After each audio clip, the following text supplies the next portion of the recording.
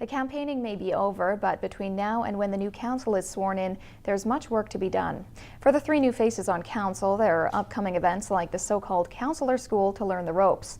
But when it comes to moving from one mayor to another, the transition is more personal. It's the first time the city's 2 mayors have met since election night, the current mayor and her successor. These 2 will meet again in the near future as the transition at City Hall unfolds. I knew that one day I would be handing this office over to the next person, and I want that transition as smooth as possible.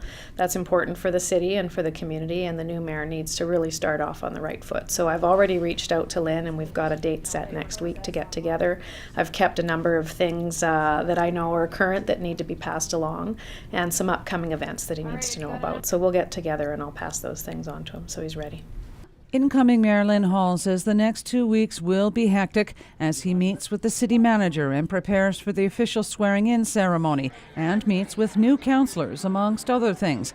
A meeting with his predecessor is greatly appreciated. The mayor was quick to let whoever was going to be the successor know that she would be prepared to do that transition piece, and that's really important for me. It gives me an opportunity to talk to her about what's sort of in the hopper and what things are going on, and just to get just a better idea what that office is going to be all about. Lyn Hall has sat the last term as a city councillor, a part-time position. He says he knows all too well the steep learning curve in moving from councillor to mayor, especially in the early days. Early on, what I'm noticing is just how hectic it's going to be. Scheduling is going to be a big thing because there are a number of organizations, a number of people in our community that want to meet. And I expected that, but that's going to be a big job, managing that schedule, getting out to see everybody, because that's what I talked about. I talked about that communication with the public.